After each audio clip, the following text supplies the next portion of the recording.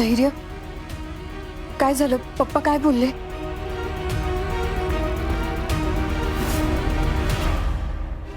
हे बघ, मी काय सांगते ते जरा नीट ऐक. मी त्यांना समजून सांगण्याचा लई प्रयत्न केला, पण त्यांचा विश्वासच नाहीये माझ्या.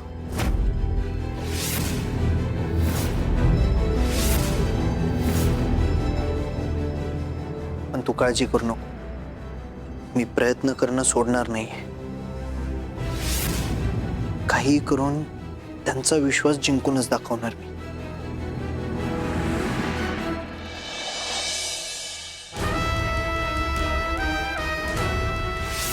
तुझ्या या गोड गोड बोलण्यानं मला काहीच फरक पडत नाही. मी तुम्हा मुजमदारांना चांगलंच ओळखतो. तुमच्या रक्तातच विश्वासघात आहे.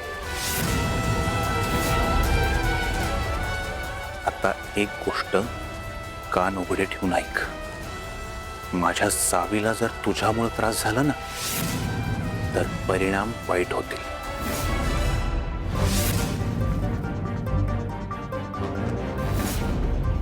मला जे बोलायचं होतं ते बोलून झालंय.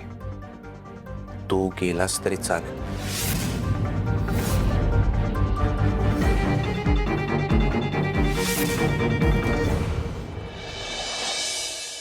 धैर्य, माझा तुमच्यावर पूर्ण विश्वास आहे.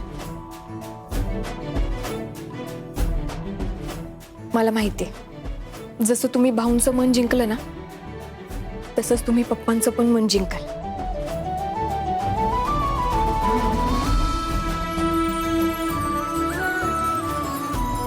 नाही, मी काय म्हणतो, मधुसूदन खूप वर्षानंतर घरी आलाय. त्याला जरा सगळं रुळायला वेळ लागणारच ना. त्याला जरा वेळ द्या, यातनं सावरायला. तो शांत झाला की मी स्वतःहून बोलतो की त्याच्याशी. हा भाऊ, मी त्यांचा राग अगदीच समजू शकतो.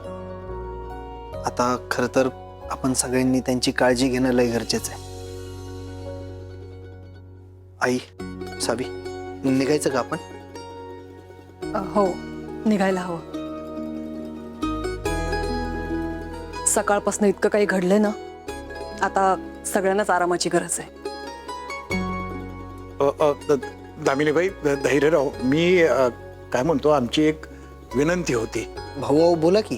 कसं आहे, सावी आजच्या दिवस इथं थांबली तर बरं होईल. म्हणजे मधुसूदनला भेटल्यासारखं पण होईल. आणि मी पण आता तेच म्हणणार होते. दामिनी मॅडम, चालेल ना? नाही म्हणजे पप्पा इतक्या वर्षांनी आलेत ना, मग त्यांच्यासोबत राहता पण येईल मला.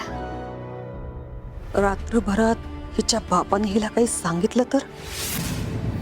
सावी, अगं यात विचारायचं काय? तू राहा की.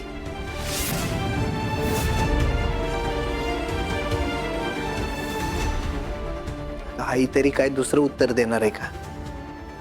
हो नाही?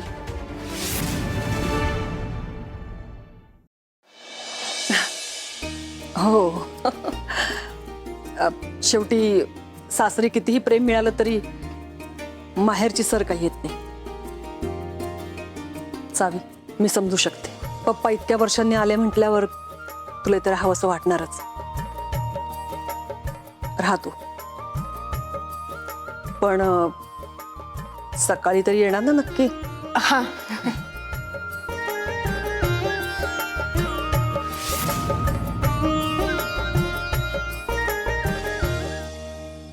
या सावीचा वापर करून आत्तापुरतं मधुसूदनचं तोंड तरी बंद केलंय मी.